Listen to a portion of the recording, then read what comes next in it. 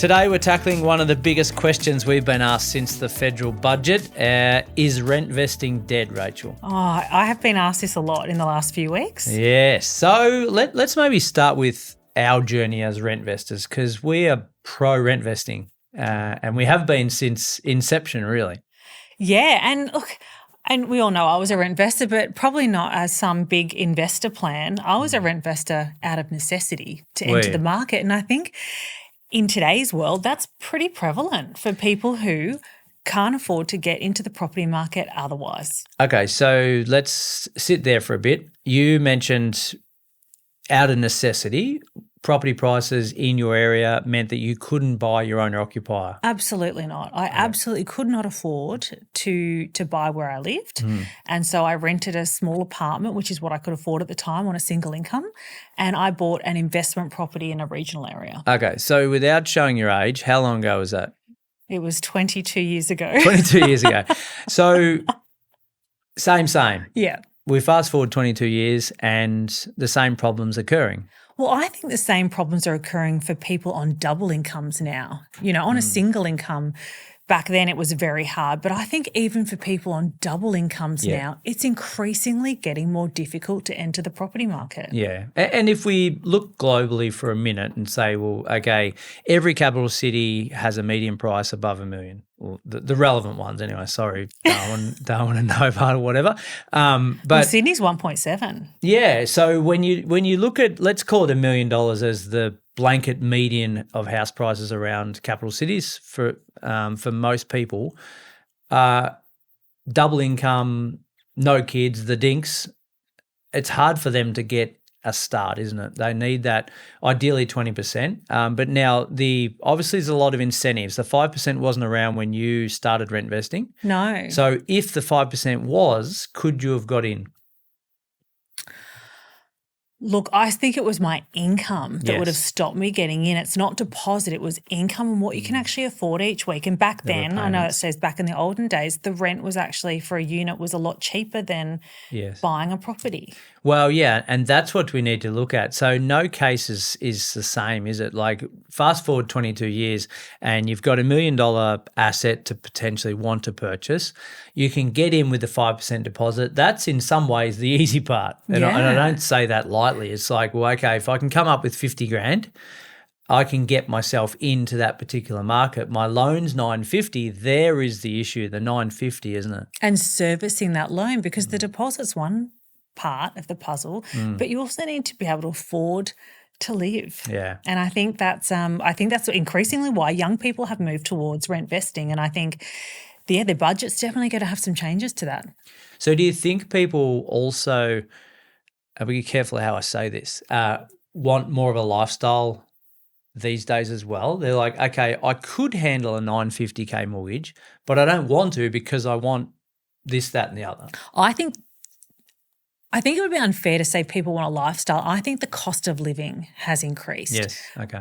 Across the board. Would you agree with that? Oh, 100%. Like it's a different version, absolutely. There's no doubt about that. And I think, the cost of living, the blanket fundamentals of putting food on the table and roof over our head, petrol at the bowsers, those sort of things are astronomical compared to what they were 22 years ago. Now, you rentvested as well. I did. That's something we have in common, probably for different reasons. Would you still be rentvesting now? Yeah, so a quick backstory on that. Very different situation to you because you were coastal. Yes. I was regional. Okay. And like anyone that's living regional, you've got a lot of choice, right? Yeah. You can, like, shamefully, I went in and bought my first property for 60 grand. And I went a joint venture with my sister. 60? Sorry, how long ago was that? Yeah, well, that was 1999, so 27 years. So, and that was probably a standard house in that blows Horsham, my mind. right? No, and it blows my mind really because, but back then, and probably not a lot's changed in the sense that the median house price might be 250, 300K. So that's relative to today, and the rents were around about 6% gross yield, right? So today they might be 5%, give or take, in that same town. So the fundamentals are probably very similar. It's just that when we're looking at the percentage of Australians, not many are living there, right? Yes. so I look at my situation and say I had massive choice. I'm like, what's the big deal? You're living on the coast where your median house price was already quite up there for relative to income. Yes. And we look at majority of Australians now, and relating to income, it's tough. Yeah. Right, your $1 million medians. So what's the alternative? Rentvesting. So I look back and say, well, would I rentvest today if I was living in that same location? Probably not. I would probably, and not because I don't like the idea of it. I just think what's changed on the table is some negative gearing. Yes. Right. Now, is rentvesting dead in my mind? Absolutely not. But what I would say is like, okay, I can buy my owner occupier, I can be still capital gains tax free, and I can live in it, and it's a roof over my head and it's security. Yes. In your situation 22 years ago, I don't know if you had a choice, or whether you would still have a choice today. I think maybe the only option is rentvesting. And now I went on the property couch a few weeks ago with Ben Kingsley, and we're having the same discussion, right? And I think if I was 20, 21, 22, 25, whatever, trying to get my first property, we've got to pull out all stops to create an outcome for ourselves. We don't want to wait 5 years to try and get into the property market, because anything could happen. It's out of our control. If I couldn't afford to buy a property in my own area right now, I would actually pack my bags and go to an area where I could. Yeah, that's interesting. I think that's the choice that a lot of people are going to face. Am I going to rentvest knowing the changes that have been made, or am I going to move to a place that I can afford? Yeah. You're listening to This Is Property, John and Rachel.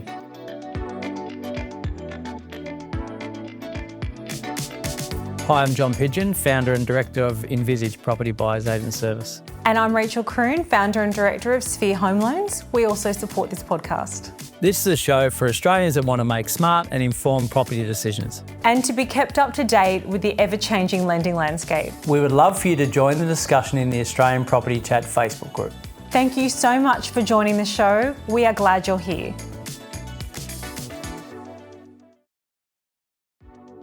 So, Rachel, let's talk about that, because that's quite an emotional decision. And people are probably driving their car to work now and saying, well, that's all great, John, but I can't do that because my work's here or my family are there or whatever. So I know there's obviously circumstantial. Yeah, so I think a lot of people are going to be – so I think rentvesting as it is, I think a lot of people still want to follow the strategy, but I think what everyone's come out and said after the budget, what has been impacted more than anything else is borrowing capacity. So what I wanted to share today was a few real-life examples of people's borrowing capacity, how it's changed, and I guess how it's impacted their decisions, because I think that will help people realise in real terms what decisions people are making, whether they're going to rentvest or not. Okay. Now, I came out when the budget first got released, and we had a young man I was working with who was doing a parental guarantee, living at home, and I came out, pretty quickly because it was the first, case that I'd seen, and said his borrowing capacity went from 750 to under 400,000 overnight. Yeah, wow. And it just absolutely killed that particular deal. But every situation's different, and there's a lot of people who aren't impacted as much. So it actually really depends on your personal situation. So I think a few case studies will probably help illustrate who's getting impacted worse by borrowing capacity and what other things you can do in your strategy to help. Okay, so high level, before we dig into that, can you tell the listeners who's getting impacted the most? Is it someone with help debt? Is it someone with parental guarantee? Like, who is it? Well, negative gearing, I just want to explain how it works. So basically, negative gearing in reality is, if you took a $10,000 loss on a property this year, you used to be able to take it off your PAYG income. Yes. Now you can still use that loss, but in a different way, which we'll go into a little bit later. But I think the biggest income is there used to be a little tick on the bank servicing calculator where you said, is this property negatively geared or not? And now when we turn it off, it changes borrowing capacity. So the more you're borrowing comparatively to the loan, it actually impacts you more. So the example I used when the budget first came out was a parental guarantee. So they were borrowing 105%.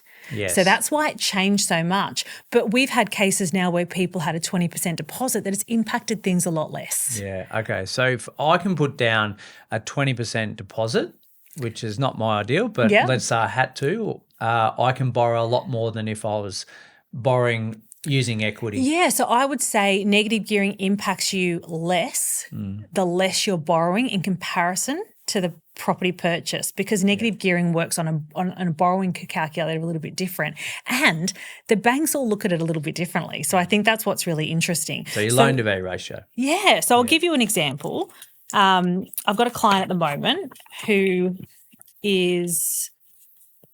And when we talk loan to value ratio, we're talking cash deposits. Yeah. If we're using equity deposits, whether it be 10% down, 5% down, using equity for the stamp duty, that's when we're hurting.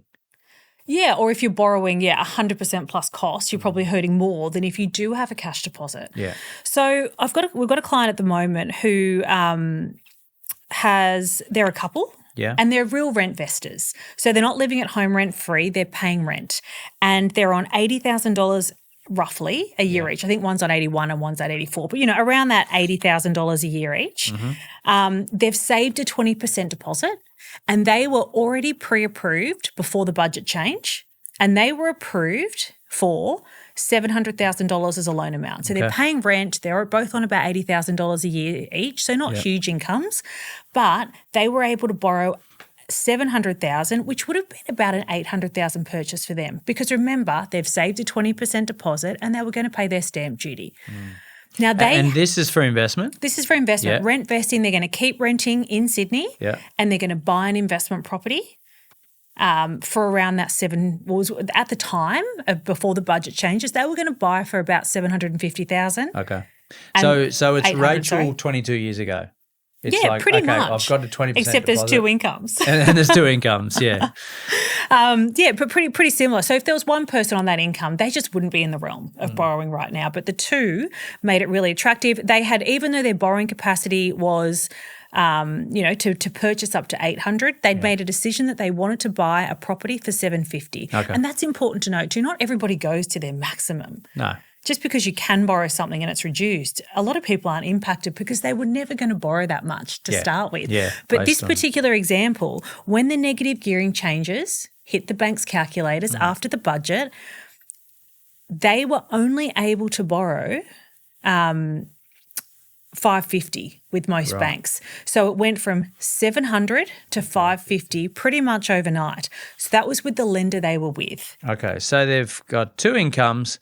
They're putting down cash deposits A to good the tune deposit. of 20%. Yeah. Yet their borrowing still drops by $150K with that current lender. That's right. Now, that's if they bought an existing property. So the thing that you've got to remember is the negative gearing changes from the budget are only applicable for existing properties. If they went and bought a brand new property, they could still borrow what they could pre-budget. Yes, because the negative gearing is still there. So this is the dance. They're deciding, well, I can still borrow the same amount at, $700 if I buy new. What kind of asset can I buy? Yeah. And it depends. It's going to be different for everybody. Yeah. It's certainly not going to be a house. They're looking at, a unit or a townhouse, or they're looking at a house before, but they're not going to get a brand new house for what they can borrow now. At $750. But they'd be able to borrow more. Yeah. So there was a lender, though, that looked at things a little bit differently. Okay, So tell me more. some banks actually never properly use negative gearing in their calculator. In the first In the instance. first place. Yeah, okay. So by moving, there was a bank in that same instance that said, well, even if you buy an existing property, we won't lend you what the other bank would before, not $700. But they went to $640. Right. And they're still like first-tier lenders? Yeah, this is a major bank. Yeah, we're not going backyard stuff. This is, and I will mention second-tier lenders a little bit later because there are some people that have chosen to go down that path. But what I'm talking about now is a major lender that just looks at things differently. Yep. And why it's different is they use a higher percentage of rent than the others, but they don't use negative gearing. So, you know, negative gearing, has it killed serviceability? For some it has, but it's changed. Some banks never use negative gearing in their calculators anyway. Okay, so the importance to use a mortgage broker or to look at multiple lenders has never been as high. Well, I'm seeing a lot of, and the reason I wanted to talk about these case studies is I'm seeing a lot of talk online about saying, you know, servicing's dead, we can't borrow now. And I just don't want people to think it's dead. No. I want people to see that there's always alternatives. And when changes happen like this, more changes come, generally to make things a little bit easier. So there's already been banks that have made changes, like this one in particular. They made a little bit of a change in their calculator to say, well, we'll use more of rent. Yeah. Are they using negative gearing? No, but they're using a higher percentage of rent. So that changed.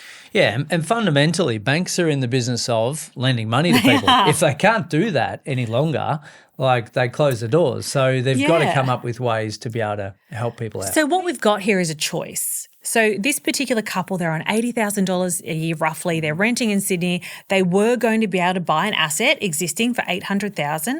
After the change, and after a few banks have changed their calculators and the rent percentage they take, they've had to change lenders, but they can still go to only about $10,000 less for a purchase price with one bank, or they could have stayed with their existing bank and bought a new property. They've decided to swap lenders and they're going to buy an existing property. And they're going to cap themselves out at $790,000. Right. Okay. So they've kept with their strategy. It's just the goalposts have moved slightly with the purchase price, which is fine. 10K is not a major difference. And if it was 50 or 70K, it's probably not a major difference either. But that's right. And it's important side note there in the sense that that particular client decided to not go down the path of new just because it was a thing. Yeah, and I think I've seen people that have been pre-approved up to the $1 million mark make different decisions for different reasons because of the type of asset they could buy. Yeah. But for the type of asset this person could buy wasn't comparable, so they've gone the different road. Yeah. And that's, like, strategy is important. Well, it is, and I make that note because it's really important in these changes that we don't make rash decisions. And the rash decision here would be to say, I want to keep my max borrowing. I'll just go and buy new. Yeah. I'll get my negative gearing. That's all well and good. Okay.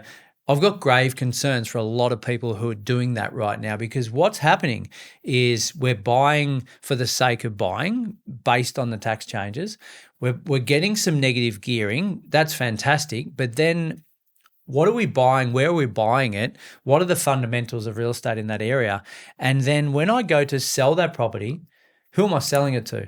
Yeah. An investor won't want it because they can't claim the negative gearing. So I want to hope to hell that the owner-occupier is going to want to buy my asset. Now, if I've bought an inferior asset because I'm only spending $700K, that's the question mark that they might be in a whole heap of hot water in that time. So, yeah, it's a really important note to make for investors out there. It's like, don't just shift your whole strategy based on the tax changes. Okay, Rach, that's a great case study because it outlines the fact that the initial lender said no or not as much. Right, we've pegged back to 550. We've pivoted to another lender that could essentially give them nearly as much as what they could have initially. They didn't have to pivot their strategy in terms of the type of property they bought necessarily, and then it's business as usual. That's right. Now, that's a good story because for that particular where they had that 20% deposit, 2 incomes, it wasn't as big a hit as some. Now, I've got another one at the moment where I can feel which way is this going. I know. So I think, and this makes me a little bit, I have to admit, I don't say negative things about the budget, but this one agitates me because I think the single investor has been hit the hardest and the single first-time property buyer. So it's somebody who and this is, someone who's living at home with their parents or they're renting and they're on one income and they're trying to buy their first property and it's getting tough. So this is a single gentleman who lives at home with rent-free. He's on $120,000 a year. And this is a pretty common client for us. Yep. Someone who's renting, they're very young, they've studied and now they're buying their first property to get into the market. They're living rent-free, so they think, well, why would you not invest? Yep. So they want a free vest. They want a free vest, but it's also their first property. So, I think that first property is just as important whether you're living in it or whether it's an investment. So this particular person didn't need a 20% deposit. They were going to put in a 10% deposit. They had one of those, LMI waivers. Okay, so where because of certain their profession, that means you only need a 10% deposit. Bit of a sidetrack. While I was away a few weeks ago, some lenders came out and completely changed to broaden the industries that they will do that for, which we'll go into later at another episode. But I just wanted to say that this particular person was already qualified, but they had a 10% deposit saved, living at home rent-free on about $120,000 a year. Now, at the time before the budget, they could borrow $750,000. Right. So just for the listeners, LMI, Lender's Mortgage Insurance, is an insurance premium that the bank takes out on you in the event that you can't repay your mortgage. That's right. But you have to pay for that premium. You do have to pay for it, but a lot of people are using, if they're buying to live in, are using the government 5% Help to buy? Not help to buy. First time guarantee? First time guarantee, where the government guarantees that, so with a 5% deposit, if you live in it, you don't need to pay mortgage insurance. But for rentvestors, that's not available. No. So they've got to pay the mortgage insurance if they're borrowing more than 80% in most cases. Yeah. But for some, it's 90%. Okay. Because of their industry. Yeah. So they were doing a 90% lend. They could buy for $750. $750. Yeah. And as soon as the changes came out, it went to under $600. Oh, okay. So it's a $150K drop, and you went across multiple lenders and still the same answer? Well, it wasn't. So this particular one, their lender range between, I'm only talking about the major lenders, not second tiers, was $215,000 between what they would lend post-budget. Pre-budget, the difference was only about $100,000, which is pretty standard. But after the budget, because the banks have different ways that they calculate negative gearing and rent, it was a $215,000 difference. Jeez. So some dropped, or this example would drop from $750 to $600, but you're saying some went from $750 to like under $550. Some went to under $550. There was one bank again, that's another major that looks at rent a little differently, that would go to $700,000. Okay. So that sounds better. It is better, but for that particular, where they were looking to buy, they're still not going to be able to buy for that level. So they're currently deciding, or he's currently deciding, how to change his strategy. Yeah. And that might be looking at new property. Well, he needs to come and speak to me. That's he probably what I'm does hearing. need to come and speak to you. But so, like, because $700K real estate, there's plenty of options around the country. Yeah, and I think it's hard when you've kind of narrowed it down. Like he'd already done the whole, this is, that whole, this is where I'm going to buy. Yes. I picked my asset type and kind of had narrowed it down. So I think he was a fair way down the path. The research and path. so now it's about, I've got to start again, but I need to start again from a lower point. But initially he thought it was going to be 600. Yeah. But there was a change that happened last week that allowed him to go to 700, which is a big difference. Yeah, so to go from 750 to 700, and I think logistically in most markets, he must have been, did you say? Yeah. Yeah. He must have been at the bottom of that market to begin with if we can't handle that 50K difference. That's right. So that's the other part that when we're thinking strategy, we're saying, okay, my max price is this. This might get me into this location, but only just. Yeah. And if anything changes, I'm now out of that area. Yeah. And we've had to pivot a lot of times with clients because of that. It's like, okay, let's have a go at that area. But if we can't get in there for various price movements or things happen in our borrowing, we can actually pivot to this location, and we've got that as a backup. So tell me about that, because I mean, I've just we haven't caught up for a little while. Yeah. And I've got all these borrowing scenarios that we're working on. Tell me in real in real scenarios for you when people are on the ground looking at properties, how's that transpiring into strategy choice? Like, what are people doing? Strategy is a massive word right now. Like it always was, but it's even bigger now because the strategy, what we had a month ago, 2 months ago, 6 months ago, is no longer our strategy for each individual. So we're changing a lot of things up, and we've got to pivot with the adjustment or the changes, really. So I think as investors, like we always do, we've got to have an unbelievable mindset. We've got to have a great risk profile, right? Now, you can't just wake up and say, oh, I've got a great risk profile. You almost earn your risk profile by educating yourself or being around people who can show you the way. So I think, it's never been more important to obviously get a great team of people around you, but be able to pivot on the fly. Yes. Now, that doesn't mean rash changes. Like that just doesn't mean, I'm going to go from old 3-bedroom house to I'm going to buy a brand new 1-bedroom apartment off the plan. Like that, not that sort of pivot, but a pivot, like I mentioned, in location to say, I could have gone to that location and bought that asset, but now we're going to pivot to this location with this asset. Both of them are minuscule changes relative.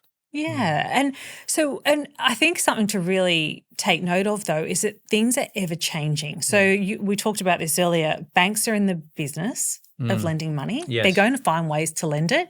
Now, even just this week, there's been some changes of different lenders have coming out and saying, well, we might do this a little differently or we might do this a little differently. They want to lend money. Yeah. So we had a self-employed client just this week that was in the same boat as everyone is in. They weren't actually rentvestors. They've got their own home and they're buying an investment property. So a little different from rentvesting, but the same impact of borrowing capacity.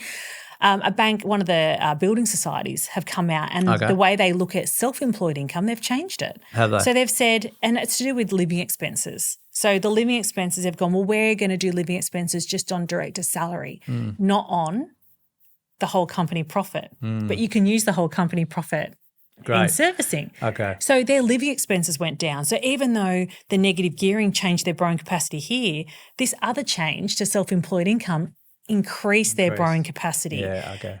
So there's going to be little things that change. So talk to us about building societies. Like where do they sit in the scheme of lending? Like top-tier lenders, second-tier lenders, like building societies, like where are they sitting? I would say, and I'm just going to use, I'll use MeBank as an example. Yep. I mean, they're a smaller lender, but they're still a top-tier lender. They've still got great rates. Yes. They're not like a non-conforming lender. Okay. So the non-conforming lenders are different. So let's have a think about non-conforming lenders. Yeah. Let's use Liberty. I like the sound of non-conforming Bluestone. lenders. Like they're always going to be a little different. They've got different rules and they still, like on the calculators, will lend a lot more than others. And one of the examples would be one of them doesn't use notional rent. Yes. So I'll just explain what notional rent is. If you're living at home with your parents, even though you're not paying rent, the bank usually says, well, let's use a notional rate of $800 a month, say, in the servicing calculator. Or some of these non-conforming lenders, they might charge a slightly higher rate, but they won't use that notional rent, for example. Okay. So that increases borrowing capacity. Yeah. But then there's a trade-off of rate. Yeah. So, you might be paying 6.2 here but 6.7 here. Right. Where when I use a building society, the rate's the same. So is it a top-tier lender? I would say probably it's not a major bank, but it's still a mainstream lender. I was talking to someone the other day and they went like knocking down all doors to try and get themselves a loan because that's what they do. They live to buy property. Yeah. And they were offered 7.5%. No money down, essentially, like the olden days. Oh, wow. Yeah. So, okay, do we go there at 7.5%? No rules, let's get ourselves a loan and we're in. If we can manage the holding costs, why wouldn't you, I suppose, is the question there. But again, it comes back to risk profile. Yeah, and we talked about this a little while ago where we had, and a few of us saw this sort of the changes may be coming. Remember I said there were some investors getting deposits out? Remember 6 months ago I said getting deposits out? Yeah. Well, if you have that deposit out and you're buying an investment property now, yes, you might need to go to one of those non-conforming lenders, but you've already got your deposit here. So you're only doing it for one property. Yes. Very different to having to take your whole portfolio to that. Yeah. All right. So that's interesting, Rach. So I thought you were going to give me a bit of doom and gloom there, but in all the examples that you gave, like, yes, there are changes, but in a lot of cases we've been able to pivot. Look, I'm a lot more positive now than I was when the first budget was I announced know. and the changes came. I was sitting next to you and you were like doom and gloom. It's I like was a little the doom and world's gloom. over. Because I just saw it. I just saw people's borrowing capacity Yes. diminish in real time. But I think there's some other changes that have come in. Look, there's definitely some losers. So I'd say the losers are single income first-time investors and multiple investors looking to buy existing property. This is Property is brought to you by Sphere Home Loans. Sphere Home Loans is a mortgage broker that helps our listeners all around Australia. So, if you want to get into your first home sooner, looking at upgrading, an additional property, or want your current mortgage reviewed, just search Sphere Home Loans or click the link in the show notes, and their dedicated brokers will be able to help you wherever you are. If you are, however, after personal financial advice, don't get it from a podcast. If you would like help based on your own personal situation, head over to moneypodcast.com.au, click Get Help, and we'd be happy to introduce you to one of our trusted professionals. That's moneypodcast.com.au and click Get Help. Okay, so let's unpack that a little bit. So second-tier lenders, in their eyes, they're taking a little bit more of a risk, so they're going to put the interest rates up a little. In our eyes, or as investors, we just need to ensure that we can handle the increase in interest rates with the running costs, essentially. Yeah, it'd probably be very rare that we would use a non-conforming lender, but you still have to present the options, and investors are able to make the choice. Okay, so why wouldn't you? Why is it rare? I would say we can usually find an alternative with a major if you use your thinking cap. Strategic thinking. people around But you know what? Sometimes there's no other options. Okay, so you present them. Yeah, so the 750 example earlier on, if that was now 500, and I've seen changes by 250, they come back to me and say, "Oh, John, I can now only borrow 500. I'm out in my eyes, right?" Now we go second tier. Yeah, maybe. And second tier can potentially jump us back up to 600 maybe. Yeah, but then that holding cost is obviously going to be more. Yeah. So that's where we hit the fork in the road, don't we? We say, okay, 600 higher holding costs, can we manage the expenses, or nothing at all? I'm out. And that's a really good thing. So we've talked a lot about borrowing capacity in this episode, but I think something that's really important to explain is what is the actual change that the budget made to Rentvesting? Take away borrowing capacity. I focus on that a lot. What's the fundamental change that the budget made for existing properties? Yeah, and this we've focused a lot today on the changes in the borrowing capacity and obviously Rentvesting and is it a thing? Is it still a thing? Well, absolutely, it's still a thing. Yeah, it's a lot to get our head around because a lot of people rely on the tax refund each year. Yes, and up until a couple of months ago, it was business as usual, and all of a sudden, whack, it's no longer a thing. So I can only speak for who I deal with on a day-to-day basis, but we always talk about pre-tax cash flow. Yes. Now we're talking just about cash flow because there's no pre-tax.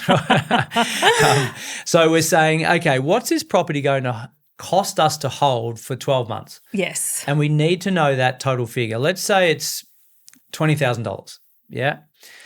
It's going to cost us $20,000. Now, when we come to do a tax return pre-June May 12, we were able to claim a portion of that 20 grand against our taxable income. That's right. So you had your property loss and you had your PAYG, your employment income, and you could take this loss and take it off this income so you paid less tax. Correct. So let's say it's 30 cents, for easy maths. We say, right, 30% of 20 grand is $6,000. Yep. So I would have been able to claim $6,000 as a tax refund, get it back in my pocket, start year 2. Yes. Right. Now I can't do that, so I cop the 20 on the chin. And people look at, if you come from outer space, you'd be like, why would you buy an asset that's losing 20 grand a year? Yeah. Well, on the other side, we've bought an asset that generally goes up in value. And if it went up by 7%, okay, I'm well in front when we look at a net result on paper. So if I can handle that 20K, that 20K is not lost forever. That 20K is stockpiled, put to the side, given to your accountant to say, right, John, when you sell another asset within the property sector. Can't be shares, can't be a business, whatever. It needs to be property. When I sell another investment property, you can take that loss and apply it against the gain or the positive cash flow of another property. Because generally, a property only runs at a negatively geared way for a period of time. Correct. They all turn Yes. positive eventually, and then you're paying tax Yes. on the income. So you can still have that money come across your income, but it might be further down the track. That's right. Yeah. So going forward, we say those that have already got one investment property pre-budget, you're in a fantastic position to go and get a second property. It's almost business as usual. And isn't that surprised me, because people with a lot of investment properties seem to be impacted the least. The least, yeah, absolutely. Now, the days of 5 and 6 and 10 in your portfolio, I don't think they were there for long anyway. I For think borrowing capacity reasons, yeah, absolutely. So we don't talk about that much. I The don't. majority believe. of our investors Mum have and dads. 1 to 3. I would Yep, say 1 1 to to 3 3. across our entire portfolio. It's very rare that anyone has more than that in our world. Yeah, I agree. So we sit there and say, okay, existing investors, let's business as usual. For the first-time investor, the aim would be to get 2 properties, because then you've got multiple choices. One for leverage from the bank's money to create wealth, but also one can be a slightly highly geared property. The other can be slightly negative cash flow. Yeah. Right? So then you can offset one against the other long term. Now, our strategy, I think, should be always 10, 15-year holds, right? Yeah. Nothing less than that. So when you map that out, that actually works quite favourable for someone.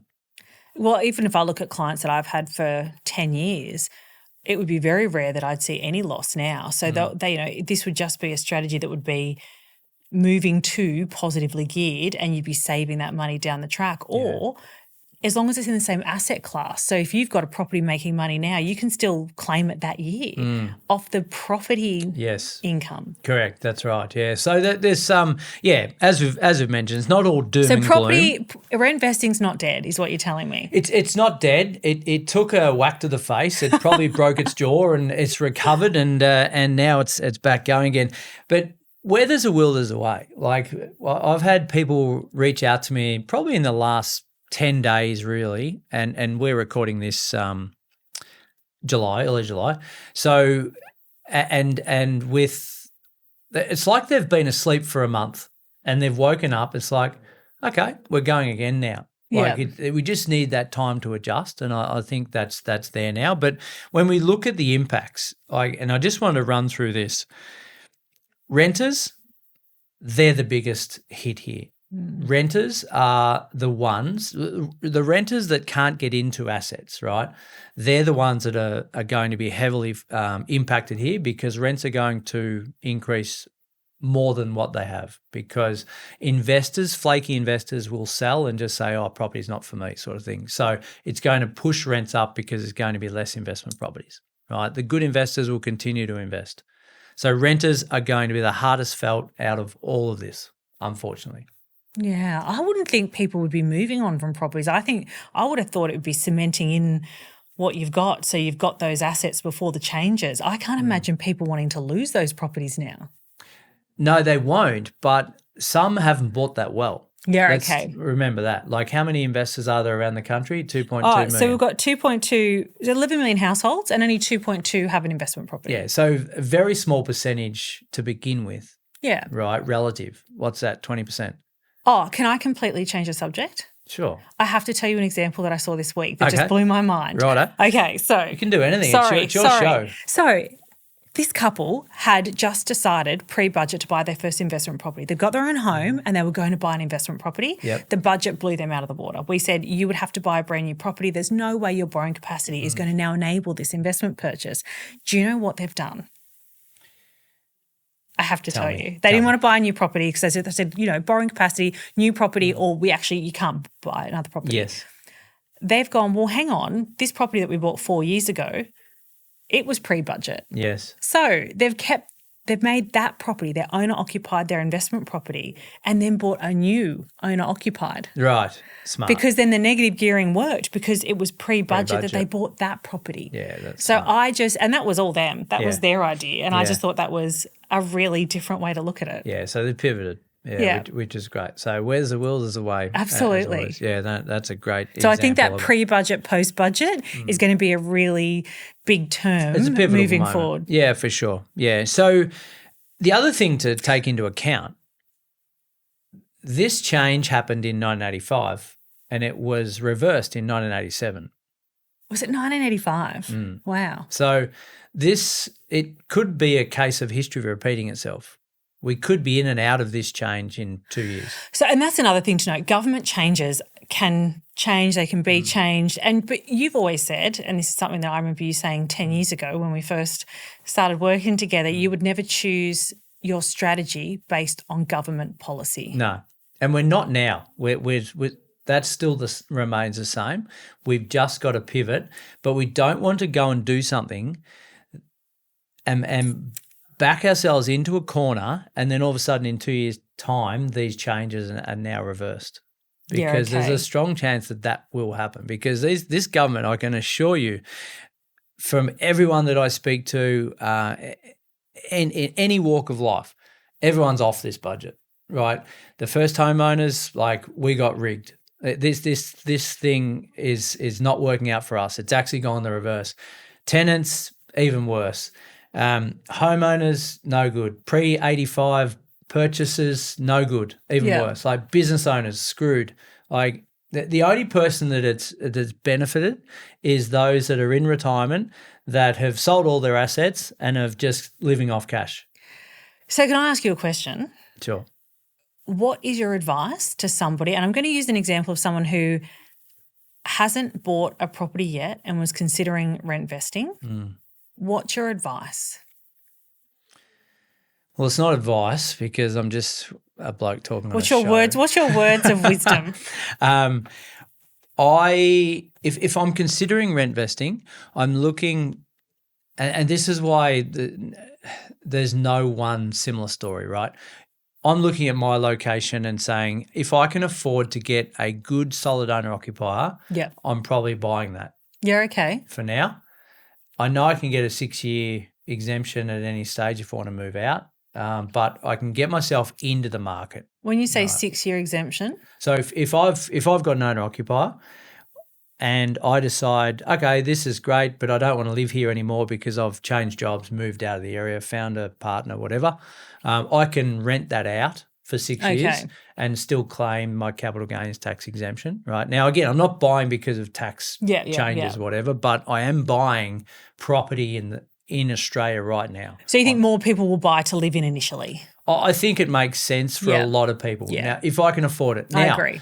Living in Sydney, maybe Perth, maybe Brisbane, maybe some extent Adelaide, we're waking up saying, well, that's great, John, but I can't afford to buy there. My average house price in Sydney is $1.7 million. It's not happening, is This it? couple on $80,000 a year, there's no chance. No hope. Okay, so that's where we, as I said before, we need to pivot and say, can I go to an area where I can live and afford to buy my own home, right? That's what I'm doing.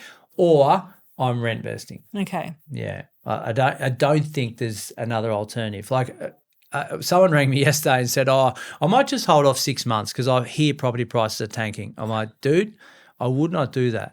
Right now, yes, they're tanking not sub,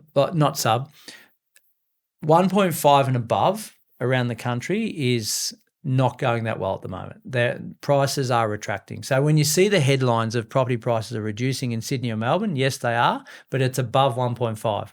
Sub $1 million properties are running out the door, good properties. And when the market does slow, what a great opportunity for first home buyers. So whether it's for investment, rent vestors, or whether it's to live in, I think the competition not being in the market, not having to deal with 20 investors at the open home to compete against, that's a real opportunity. Oh, it's great. Agents are ringing us now. It's fantastic. Fantastic. Our buyers agents have got the upper hand for the first time in a few years. That is good. Yeah. And I reinforce it's time in the market, not timing the market. Oh, I like that. All right, Rach, awesome news. You got a book. We do. And talking about Rentvesting, if you are considering Rentvesting as a strategy, Glenn and I go over it in our book, The Quick Start Guide to Your First Property. It's available in all good bookstores. So it really goes into rentvesting. We wrote it pre-budget, but it's all still relevant. So please get a copy. Get your hands on it. Any good bookstores. You've been listening to This Is Property with John and Rachel. Hope you enjoyed the episode. If you like it, or even if you don't like it, just send it on to a friend. They could do with the knowledge, I am sure. Until next time, happy investing. Or buying. Rentvesting. Happy rentvesting.